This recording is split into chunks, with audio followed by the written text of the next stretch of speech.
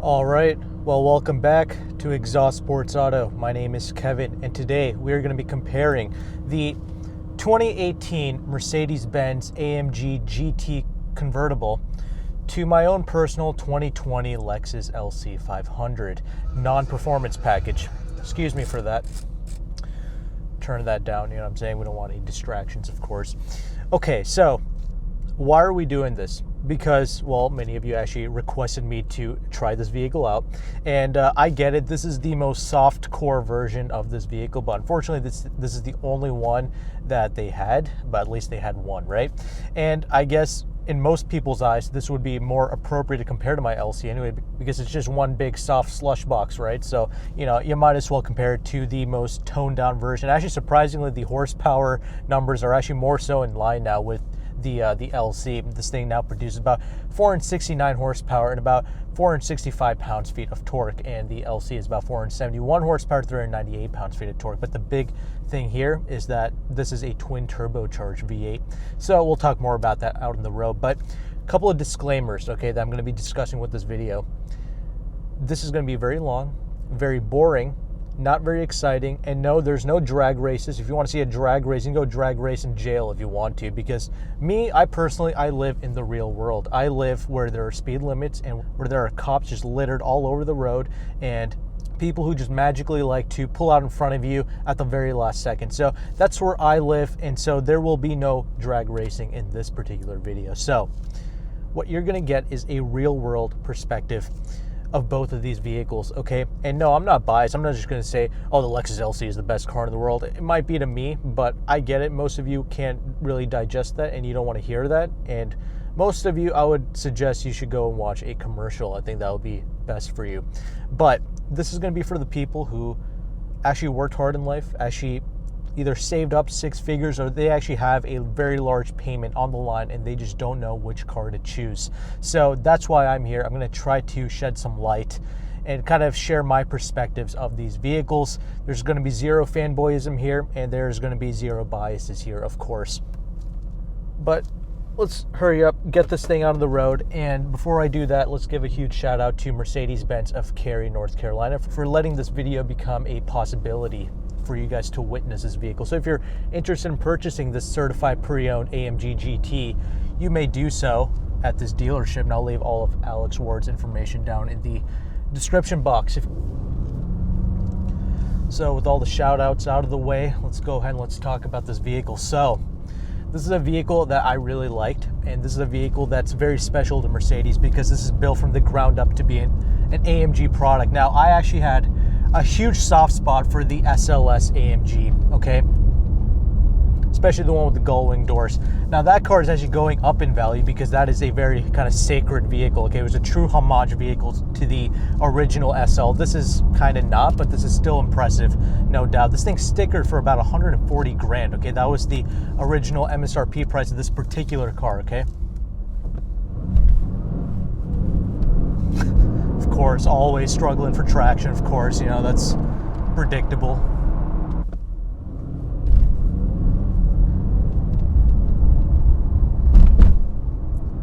And oh my gosh, man, this thing is definitely a little bit on the harsher side compared to the LC for sure. That's one of the first things I've noticed, and it is definitely in the comfort mode. So it's one thing to keep in mind. I actually figured this would be one of the most aggressive AMG products. Even though this might not be going up in value like a SLS, it's still valuable, and the depreciation on this car has kind of gone down a little bit. So the depreciation is a little bit slower. So that's one of the main reasons why you might want to consider picking up something like this certified pre-owned, because it's already lost about 50 grand. I don't really see it going down much lower than this. And it's got about 11,000 miles on it. But anyway, a couple of things when they tested this vehicle out when they were producing it, because this thing actually originally came out for like the 2016 model year, okay? They had like 100 prototypes with this vehicle, and they took it up to about 11,000 feet in the air of elevation in Utah, and they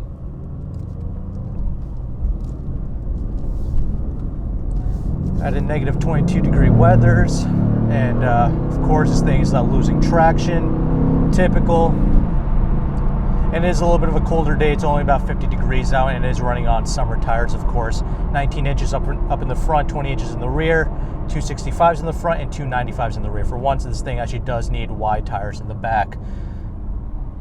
Okay, like I was mentioning, okay, negative 22 degrees, okay, it was tested in at Sweden, okay, and 122 degrees Fahrenheit at Death Valley, which they tested this vehicle at when they were testing out the prototypes.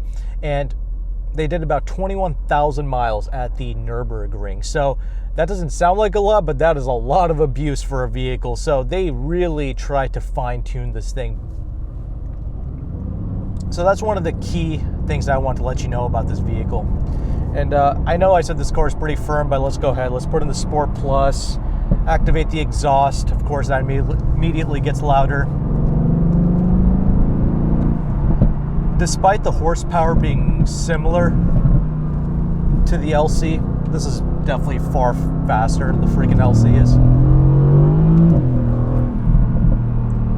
Oh my goodness, man. This thing just gets sideways for days. Loud as hell too. Oh my god. I'm out on the highway here.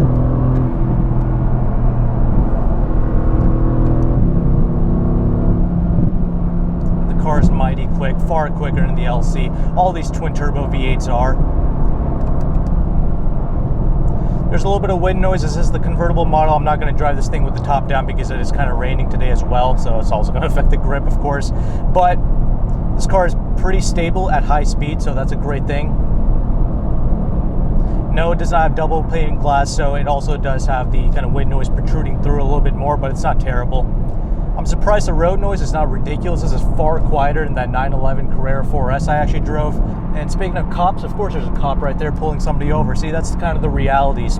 And that's where I'm going to be talking about kind of the differences between this, like high horsepower cars and other vehicles. Yes, that exhaust is incredible. I love that. The LC does not have crackles and pops like that. It has like a really sharp kind of upshifting noise, but other than that, there's really nothing else. But yeah, let me go ahead and let me explain something to you about this ridiculous high horsepower. Okay, this thing does 0 to 60 in about 3.9 seconds. LC does in about 4.4 seconds. But the main thing is this is turbocharged, the LC is not. And what does that result in? Okay, this is going to be nutty performance to the point where it is just unusable out on the road. And that's just what nobody talks about in the real world reviews anyway. This thing has troubles hooking up, and this is not the ridiculous GTSs, the GTCs, or the GTRs, okay? The difference between this and the GTC and the GTR is that those cars use a larger turbo on those vehicles as well to produce extra horsepower. So it's not just like a tuning difference, it's a legitimate difference in the size of the turbos as well. Although you could easily get a tune for this car. But there's no need, because even though this is the softest, the least kind of hardcore version of this car, okay, it's still got that twin turbo boost to like really overwhelm the rear tire. So it's always like kind of fishtailing, even with the traction control on. And a person, I saw like this one guy review a 2018 GTC, and he was saying that's kind of soft off of a launch. And the reason why is because he had the traction control on, of course, and it's trying to limit the power. But even with the power limited, it's just overwhelming the car like crazy. So that's one of the main differences between this and the LC. Now, yes, we're about to jump into the LC in a little bit after I'm done driving this car. But the big thing with me, with these types of cars, with these supercars, these hybrid cars, is you can't use this, especially in the United States. You always have your cheeks clenched anytime you drive this car. Some people might like the fishtailing nature of this, and I'll just go ahead and say this. For most people, I'll tell you, just go ahead and get the AMG GT. This is such a nutty experience.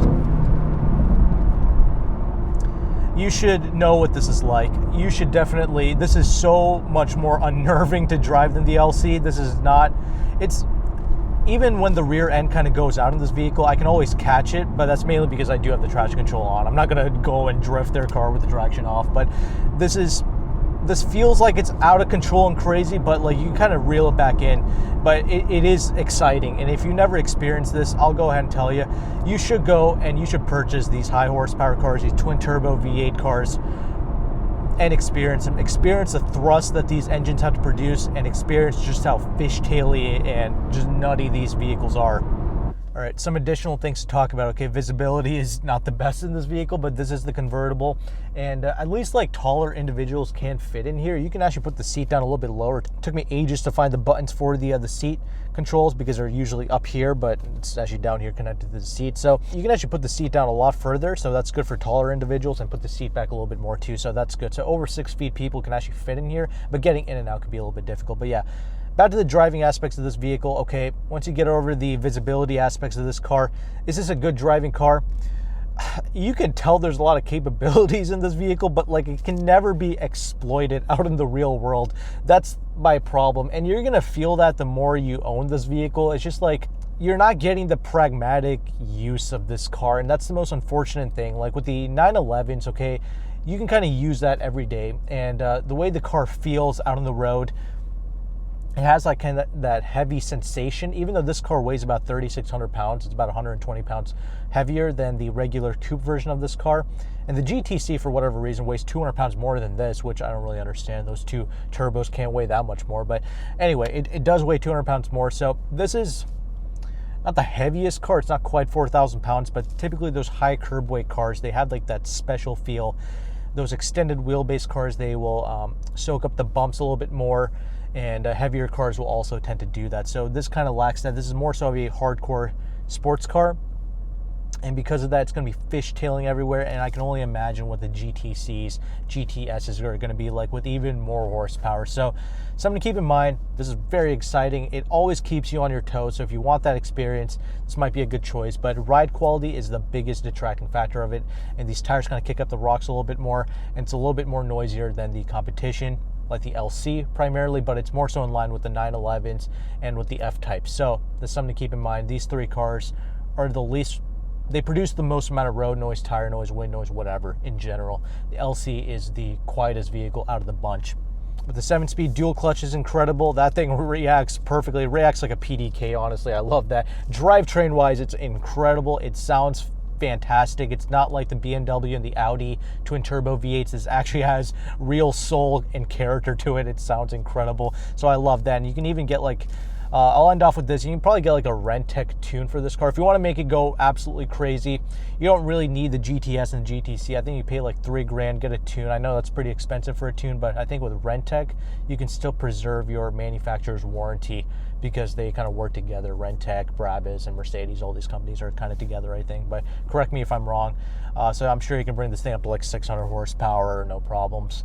And another thing, this is rear-wheel drive only. You cannot get all-wheel drive. The F-Type and the 911 are the only two vehicles where you can get all-wheel drive. The LC does not also come with all-wheel drive as well. So now let's go ahead and let's talk about this interior, and let's wrap up this AMG GT review.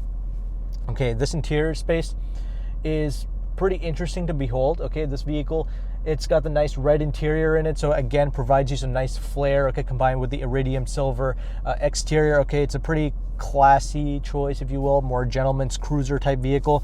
The most important option is it's got the Burmester audio system. Okay, no, it doesn't sound as good as the S-Class Burmesters, but it sounds pretty good nonetheless. I'm glad that this vehicle has it. It also has the active exhaust button on here, or the active exhaust option, so that's good. So you have a separate button here to press that, and it does legitimately make a difference. And when you put it into Sport Plus, it actually gets even louder, so that's pretty crazy. So yes, this can be a very nutty experience. Anyway, I love the steering wheel. It's got this little flat bottom thing. It's a perfect size. Paddles, nice metallic paddles, love that. Gauge cluster, nice and simple. This thing does have the kind of previous gen infotainment screen, all that good stuff. Some people might not like it, but me personally, I don't really care. At least it gets the job done. Again, a lot of menu jumping you have to do. It's something you have to get used to with this vehicle. You really got to study up on it. So much like with other Mercedes-Benz products, something you have to get used to. But once you do, it's got plenty of features, some interior lighting features as well. So there's that. Now this interior, for the most part, like this kind of brick here, it is relatively well put together, but I can tell over time this vehicle will produce creaks and rattles because of how harsh the ride is. So something to keep in mind, as the mileage tends to rack up on this vehicle, it's going to be a little bit more creaky and rattly. It's got one-touch auto windows for both the windows here, so that's good. Again, no double pane glasses, one of the thinner glasses that I've noticed on a Mercedes-Benz product.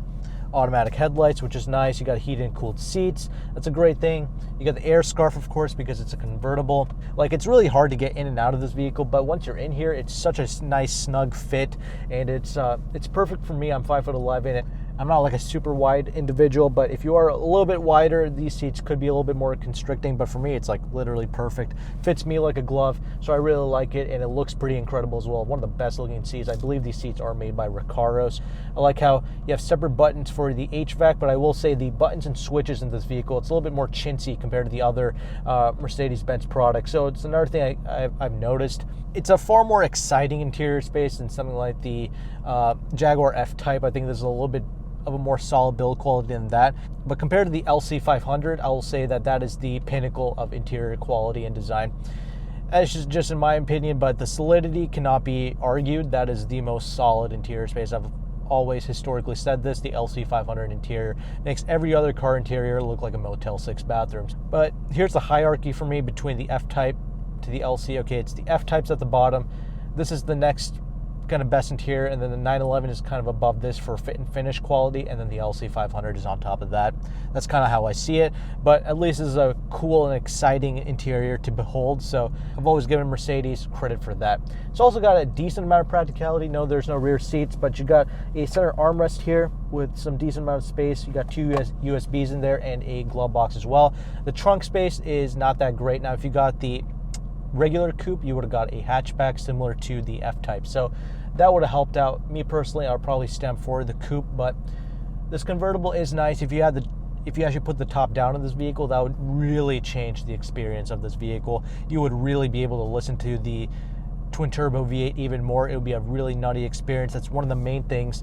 Unfortunately, I couldn't cover that with the Drive, but cars, when you put the top down in it, it's like a totally different experience. So you're also paying for that, okay? That's why this car is a little bit more expensive than the coupe, why it's sticking for about $140,000. So enjoy that as well, okay? This is gonna be a great kind of summer car for you, and you'll probably get more grip out of the summer when you drive it then. So that's kind of my real world perspective and overview of driving this vehicle. It's got some nice creature comforts. It's a nice little gentleman's cruiser car. Now let's go ahead and let's jump into the LC 500 and let's see what that's all about. All right, so back in the LC now. So we're gonna take this out for a drive. I'm not gonna spend too much time on the interior because I've actually already done multiple reviews on this car. So if you want to see a interior review, then you can just go ahead and watch some of my other LC reviews that I've done, as well as the LC 500 convertible. I've actually done that as well. But again, like I mentioned, this is more so about the drive. And immediately, even as soon as you step into the vehicle, okay, I already feel like the sense of solidity in this vehicle. But again, no biases here. Here's the thing, I'm still, like I mentioned, just go get the freaking AMG GT and all the other cars. Again, this is a car that you would rather be better off in after you've experienced all the other, F-Types, the AMGs, the Corvettes, and all these other vehicles. This is a much better car to settle down in, because after you've experienced the nutty cars, you'll be able to appreciate this much more, because all of this is utilized out on the street. And for whatever reason, okay, I got the Bridgestone Potenza run flat summer tires on here, and it doesn't quite have like the same level of like that hopping effect or like that skipping effect created from the Michelin Pilot Super Sport tires on that Benz. And it's still 50 degrees outside, what I'm saying? I drive this in the cold as well, and it doesn't kick up anywhere near as many rocks either. So that's another thing I've noticed. But that might be more so with the tires than anything else, but I just thought I would mention it.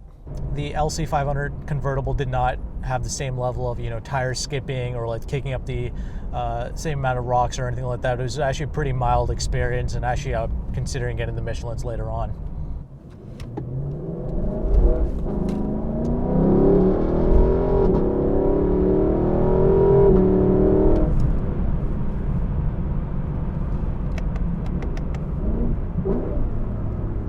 Much better acceleration off the line. A lot of that has to do with the fact that this is naturally aspirating. I'm going to bring this up multiple times, and I do have it in the comfort mode for now.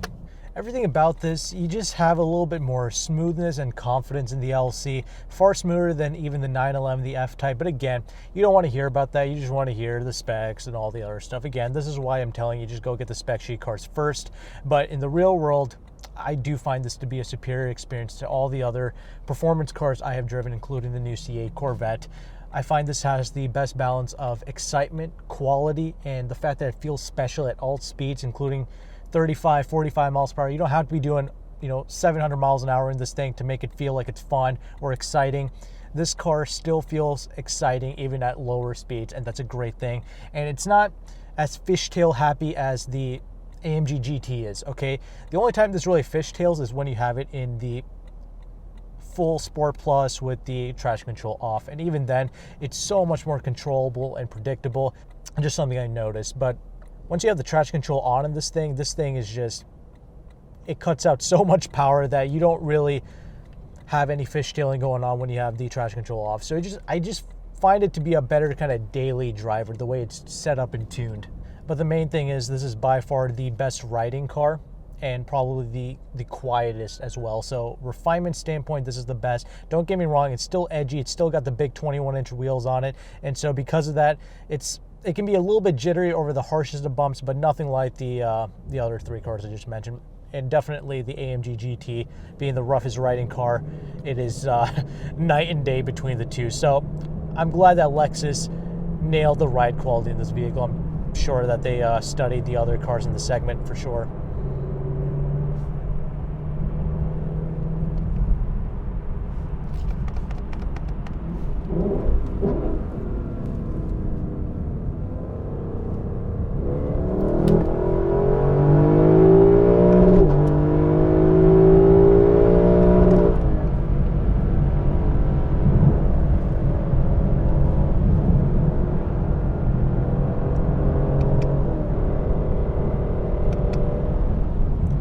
Merging onto the highway here.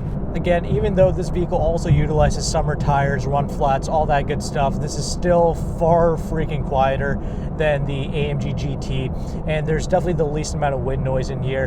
The Porsche 911, wind noise wise, is really good, but the freaking tires produce so much noise in that vehicle. But compared to the AMG GT, I understand that that vehicle was a convertible, and the LC 500 convertible does make a sliver more noise than this vehicle, but overall I think the LC is definitely the far quietest choice. But most importantly, okay, this motor, okay, this 5-liter V8, okay, producing 471 horsepower, 398 pound-feet of torque. In no way, shape, or form is this on paper faster than the AMG GT, and this is where I have the devil's own job of trying to explain why this is seemingly better than a far faster car, okay? A lot of cars are faster in this vehicle out on paper, but like I mentioned in the AMG GT review, you can never fully exploit it because this car is naturally aspirated. You can really wring this car out because it builds all the power on the top end, and even this car, I admit, is overkill for the street, but somehow the way they tuned it, okay, this near 500 horsepower, it's the best near 500 horsepower I have ever experienced out in the real world. For everyday usability, I just love the way it comes on, and it is such smooth power, and by far the most predictable amount of power. That AMG GT was the absolute soft core version of that car. It was a convertible and it was the least amount of power, but it was still so overwhelming. And I still do believe that that car feels quicker than this vehicle, and it obviously had way more cracks and pops and all that stuff going on. And this vehicle does not have that. It's a very sharp kind of upshifting sound that this vehicle makes, and the downshifts are crazy. But other than that, the 4-liter bi-turbo, I think, is definitely faster. Now, that vehicle also, the AMG GT, had a 7-speed dual clutch. That thing was legit PDK fast. The LC 500 10-speed is also extremely quick, dual clutch quick. When you're at the higher RPMs and when you're in Sport Plus mode and all that good stuff, this thing will react just as quick as a freaking AMG will. But here's the thing, the AMG and the 911, if you want to compare to the PDK, okay, they're really quick even in the normal modes. That's the difference. When you're driving the LC normal, I swear to God, this thing shifts as slowly as a Lexus ES, basically. So that's the main thing. And even out on these rougher roads, like I mentioned, this thing rides a lot better, a lot smoother. When you drive this car aggressively, this thing is great. This thing will react just as quick as a freaking dual clutch. So that's good. That's kind of the dual nature that I want to see in a vehicle like this. I want it to be chill when I'm driving chill, and I want it to, from a flip of a switch, I want it to be quick when I need it to be.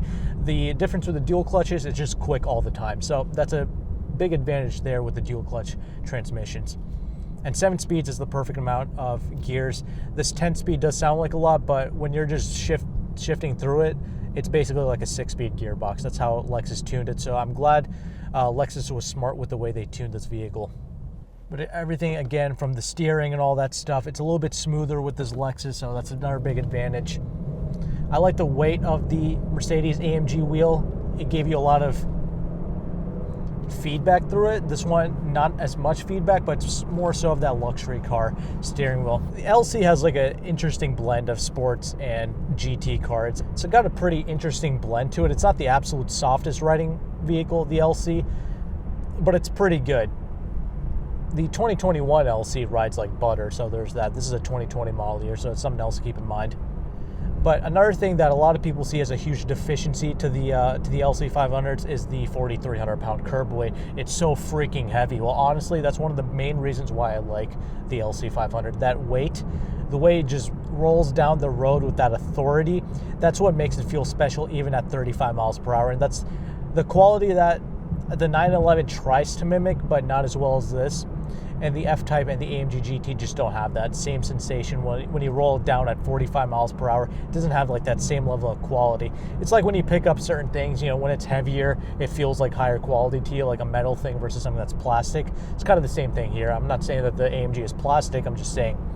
But the weight of this car was never something that I ever complained about, and I mentioned this in my reviews of the LC. When you take a high curb weight car and marry it to a very solid chassis like this is apparently even more solid and stiffer than the LFA supercar, you get a very high quality sensation out on the road. And the AMG does feel like a solid vehicle, but it just doesn't have like that luxury car feel. And most people are like, yeah, of course it wouldn't because it's a sports car. But you know, if you want to know the comparisons between the two and why I prefer this vehicle, again, this is what makes the LC a better street car, okay?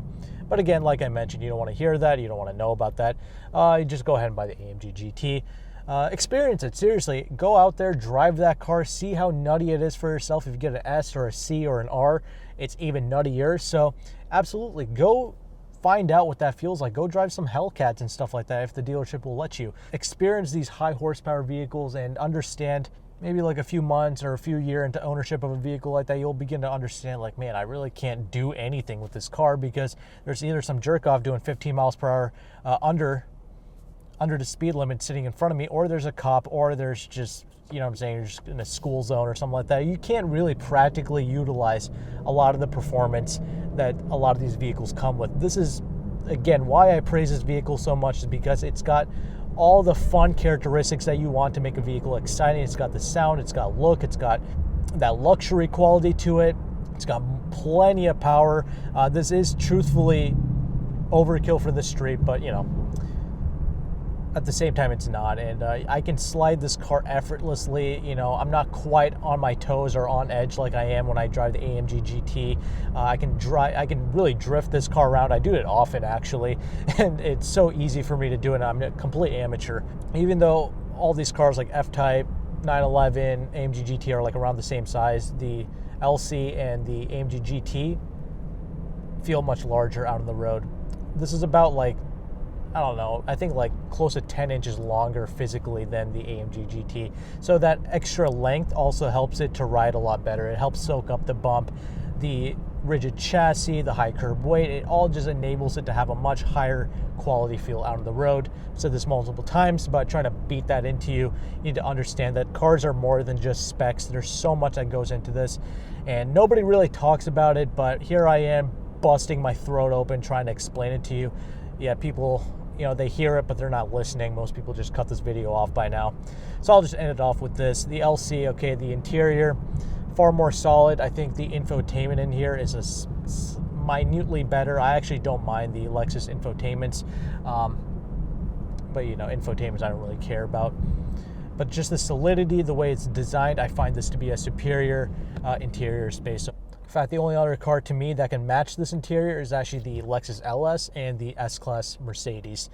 If you want a no-compromise Mercedes interior experience, you have to get the S-Class, basically. That's why I did that comparison with the S550 in this vehicle. I actually think the S550 is actually a superior vehicle to the LC. It's just not a sports vehicle, basically, but it's much more comfortable. It's even more spacious than this vehicle is. So as a car, the S-Class Coupe is superior, but again, the emotion that this vehicle delivers to you is second to none. So again, that's why I love this freaking car. There's a lot to talk about. I still don't think I've convinced anybody. I don't think I ever will. Like, spec sheets, that's just the nature of cars, man. That's just how people view vehicles. Nothing but numbers. It's unfortunate, but that's just how it is. That's what I'm saying. Go test out all those high horsepower cars and come back to me after you have. A gentleman who used to own a Hellcat now drives an LC 500, and he is just in love with it. But that just goes to show. But anyway, you leave your thoughts down below, okay? If you've driven both these cars, that would be a great insight as to what you would think about both these vehicles. This is very long, very boring. I understand that, but I'll end it off here. Thank you again to Mercedes-Benz of Cary and Alex Ward for letting me test out the AMG GT. See you guys on the next review. Take care and goodbye.